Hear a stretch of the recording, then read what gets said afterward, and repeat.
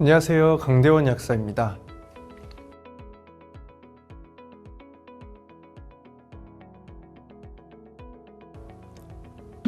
이번 시간은 라이프 스타일과 건강에 대한 이해의 네 번째 시간, 현대인의 만성 염증에 대해서 알아보겠습니다. 현대인들에게는 염증이 만연하고 있습니다.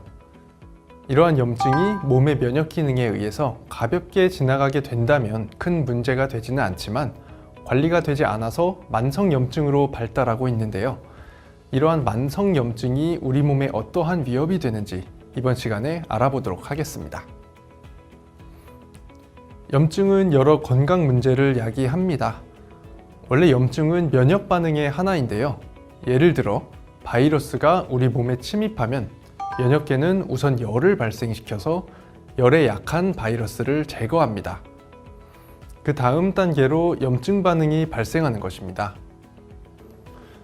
이러한 염증 반응은 3단계에 걸쳐서 진행됩니다. 1단계는 면역세포 중 대식세포가 식작용을 하고 수지상세포가 항원에 침입했다는 것을 면역계에 알리게 됩니다. 자연 살해세포인 NK세포가 활동하기 시작하고 면역물질인 인터페론이 생성됩니다. 2단계는 염증이 본격적으로 발생하는 단계인데요. 우리의 면역계와 바이러스 간의 전쟁 상태라고 이해하시면 됩니다. 3단계에서는 전투의 잔해, 그리고 감염체 제거 후에 조직 재생이 일어나는 과정입니다. 이러한 염증 과정은 외부에서 항원이 침입했을 때 진행되는 정상적인 면역 반응입니다. 문제가 되는 경우는 염증이 발생하지 않아야 하는 상황에서 여러 신체 부위에서 발생할 때 생기는 것이죠. 현대인들에게 이렇게 비정상적인 면역 반응이 일상화되면서 만성 염증의 문제가 야기되는 것입니다. 만성 염증의 원인으로는 스트레스, 미세먼지, 내장지방, 독성물질, 트랜스지방, 당류의 과다 섭취, 흡연 같이 체내에서 독소로 작용하는 물질들과 주로 관련이 있습니다. 수년에서 수십 년에 걸쳐서 온몸에서 서서히 진행된다는 특징이 있습니다. 만성 염증을 낮은 수준의 전신성 염증으로도 정의하기도 합니다. 알 수 없는 통증, 지속적인 피로와 불면증, 우울, 불안 등의 감정장애, 변비, 설사, 속쓰림, 체중 증가, 회복이 잘 안 되고 자주 반복되는 감기와 같은 모호한 증상들이 나타나는 것이 특징인데요. 이러한 만성 염증은 질병의 발생으로 이어지기도 하고 면역 기능의 혼란으로 자가 면역 질환을 야기하기도 합니다. 만성 염증의 원인은 아주 다양합니다. 환경 오염물질, 농약이나 화학 비료, 항생제나 미세먼지 등의 독성 물질뿐만 아니라 식품 중에 액상과당, 트랜스지방, 그리고 바람직하지 못한 생활습관, 음주나 흡연, 스트레스, 과로 등도 만성 염증을 일으킬 수 있습니다. 우리 주변에는 우리가 모르는 독소들이 많이 있습니다. 이러한 독소 역시 우리 몸에 침입해서 독성을 유발하고 만성 염증을 일으킬 수 있습니다. 비누, 샴푸, 생리대 같은 개인 위생용품에도 독소가 분포하고 있고요.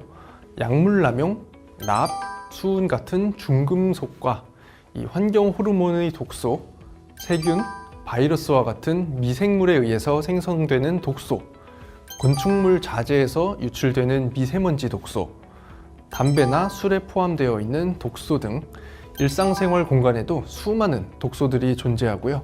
우리 몸에 침투해서 염증을 유발하게 됩니다. 급성 염증은 알러지나 감염, 독성물질, 그 외에 화상이나 동상과 같은 부상 등으로 유발되고 지속되었을 경우에 만성 염증으로 악화될 수 있습니다. 이렇게 생긴 만성 염증은 다시 심혈관계 질환, 신경계 질환, 자가 면역 질환, 만성 피로 등의 원인이 됩니다.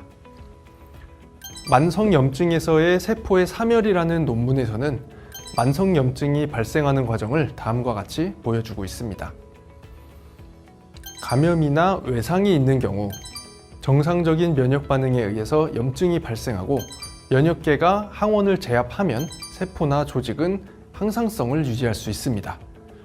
하지만 여기서 면역 반응으로 문제를 해결하지 못했을 경우나 과잉염증이 발생했을 때는 과잉 면역 반응을 유도하게 되고 항원을 없애지 못한 상태에서는 만성염증성 질환으로 이어질 수 있는 것입니다. 만성염증은 다양한 건강상의 문제들을 야기하게 되는데요. 두뇌에서는 염증을 촉진하는 사이토카인을 분비해서 자가 면역 반응을 일으키고 우울, 자폐, 인지기능 저하와 심할 경우에는 알츠하이머, 다발성 경화증을 유발하고 심혈관계에서는 심장, 혈관의 염증으로 인해서 심장질환, 뇌졸중, 당뇨, 빈혈 등이 발생할 수 있습니다. 근육통, 근육 약화, 손목 터널 증후군, 다발성 근육통의 원인이 될 수도 있고 골밀도 저하로 인한 골다공증이 나타나고 골절이 증가할 수도 있고 피부염, 발진, 습진, 여드름, 건선, 주름 등도 나타납니다. 갑상선 호르몬 생산 및 기능 저하, 호흡기의 기관지 이상, 천식, 알러지 등이 유발됩니다. 역류성 식도염, 크론병이 나타나고 셀리악병, 신장 혈류 제한, 부종, 고혈압, 신염, 신부전이 발생하고 지방간, 간 비대 등이 발생할 수 있습니다. 질병의 염증 이론이라는 연구에서는 염증과 종양의 발생 메커니즘을 설명하고 있습니다. 염증은 면역 반응의 하나라고 앞서 말씀드렸죠. 염증으로 인해서 면역세포가 활성화되면 산소를 대량으로 소비하기 때문에 활성산소가 발생합니다. 그리고 활성산소는 세포의 DNA 손상을 유발하죠. 이로 인해서 종양세포와 면역세포 간의 비정상적인 신호 전달이 발생하고 면역 조절 물질인 사이토카인이 정상적으로 작동하지 않으면서 세포의 변형이 나타나는 것입니다. 그리고 심해지면 세포 괴사나 세포 자살의 메커니즘이 작동하지 않아서 이상세포의 비정상적인 생존, 증식이 발생합니다. 즉, 종양이 되는 것이죠. 여기서 환경적인 요인이나 유전적인 요인까지 영향을 미치게 되면 종양세포의 발생, 증식 및 전이가 이어지게 됩니다. 면역 기능이 정상적으로 작동하지 않는 것도 만성염증의 원인으로 작용될 수 있습니다. 면역 과잉은 자가 면역 질환을 유발하고 만성염증을 일으킬 수 있습니다. 자가 면역 질환은 면역계가 우리 몸을 공격해서 나타나는 질환으로 자가 면역성 빈혈, 인슐린 의존성 당뇨, 전신 홍반성 낭창, 아토피, 류마티스성 관절염, 다발성 경화증, 그레이브스, 하시모토, 베체트, 루게릭, 셀리악, 크론병 같은 80여 가지가 알려져 있습니다. 반면 면역력이 저하되는 건 역시 만성염증을 일으킬 수 있는데요. 면역력이 저하되면 바이러스나 세균의 감염에 취약하게 되고 감염이 되면 자가 면역 질환이나 만성염증이 발생할 수 있게 되는 것입니다. 만성염증의 원인으로 스트레스 역시 뽑을 수 있는데요. 교육을 열심히 들으셨다면 앞선 차시에서 살펴본 스트레스로 인한 질환, 인슐린 저항성으로 인한 질환과 만성염증으로 발생하는 질환이 유사하다는 것을 아실 수 있을 텐데요. 스트레스, 만성염증, 비만, 인슐린 저항성은 이렇게 상호 연관성이 있습니다. 스트레스는 불면증을 유발하며 잠을 잘 못 자게 되면 면역 기능이 떨어져서 만성염증이 나타날 수 있습니다. 또 잠을 못 자면 그렐린 호르몬이 많이 분비되면서 식욕이 증가하게 되고 비만을 유발할 수가 있습니다. 또 비만 역시 만성염증이 나타날 수 있게 되는 것이죠. 그림에서 보시면 만성염증 옆에 호흡 폭풍을 보실 수가 있는데요. 면역세포가 산소를 대량으로 소비하면 활성산소가 많이 발생해서 세포 손상을 유발하게 되고 다른 조직들은 산소가 부족하게 돼서 신체 기관의 기능이 저하되는 현상을 호흡 폭풍 현상이라고 합니다. 오메가3 교육에서 한번 설명을 드린 부분인데요. 이러한 호흡 폭풍으로 인해서 활성산소가 증가하면 질병의 발생 가능성이 높아지는 것입니다. 이처럼 건강 문제는 특정한 원인이 단독으로 작용하는 것이 아니라 실타래처럼 모두 서로 영향을 미치는 것이죠. 그래서 건강 관리가 어렵고 종합적인 해결책을 가지고 접근을 해야 되는 것입니다. 여러분들이 어려운 아카데미 과정을 수강하는 이유이기도 합니다. 대사증후군 편에서 알아본 바와 같이 당독소 역시 만성염증의 주범으로 지목되고 있는데요. 당 분자가 체내에서 단백질과 결합하면 단백질의 기능이 손실되고 유해한 최종 당화 산물이 생성돼서 염증, 산화, 그리고 혈관 손상을 유발하게 됩니다. 또한 노화 및 질병 발생에 영향을 미치게 되는데요. 각종 심혈관계 질환, 신장 질환, 알츠하이머, 파킨슨과 같은 퇴행성 신경질환, 피부, 연골의 산화 손상, 척추 디스크의 손상, 시력 손상 등 당뇨의 합병증을 가속화할 수 있습니다. 최종 당화 산물이 노화와 대사 질환에 미치는 영향이라는 논문에서는 최종 당화 산물이 세포의 수용체에 결합해서 세포를 손상시키고 신체 기관의 기능을 저하시키는 기전을 보여주고 있습니다. 그림에서 보여지고 있는 NF-kappa B는 염증 유발 인자이고요. 화살표를 따라가면 ROS, 즉 활성산소의 발생으로 신체 기관의 손상으로 이어지는 것을 볼 수 있습니다. 오메가3 지방산은 염증의 해소에 도움을 주는 영양소입니다. 오메가3의 섭취는 현대인들의 만성 염증 감소에 도움이 될 수 있습니다. 오메가3 지방산인 EPA와 DHA는 염증 해소 물질을 생성해서 염증을 억제하는 기능을 하게 됩니다.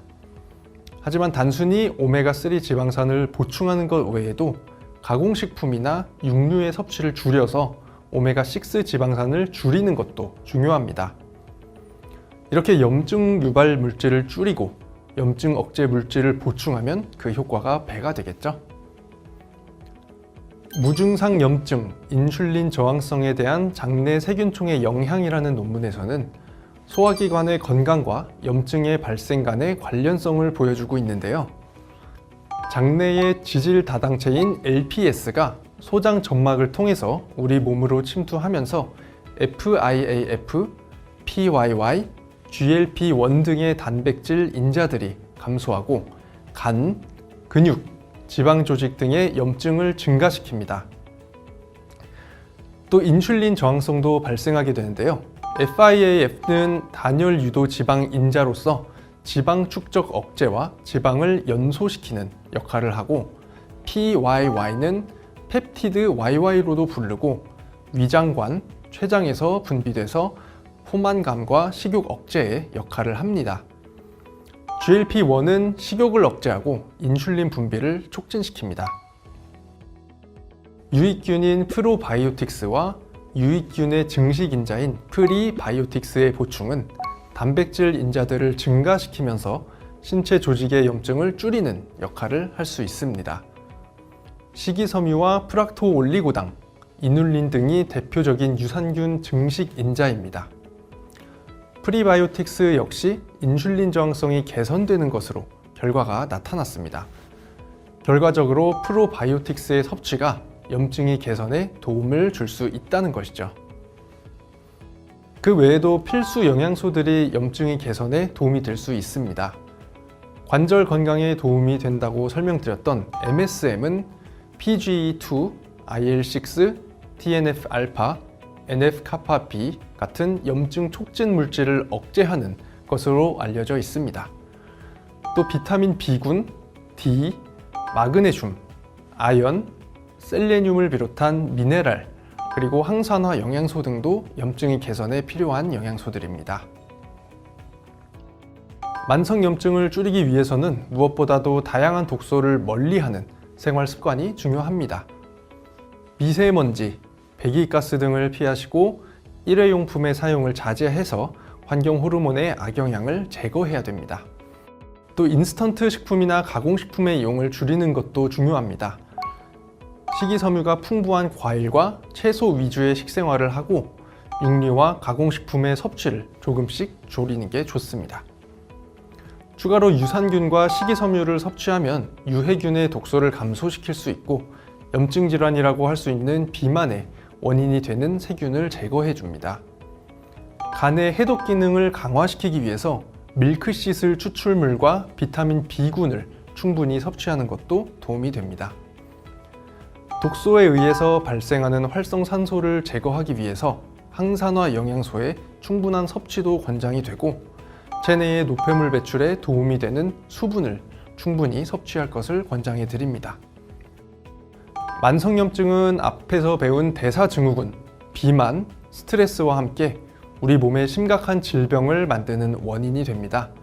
때문에 염증이 만성이 되지 않도록 몸의 독소를 제거하시고 면역력을 키우는 데 힘써야겠습니다. 이것으로 현대인의 만성염증 강의를 마치겠습니다. 감사합니다.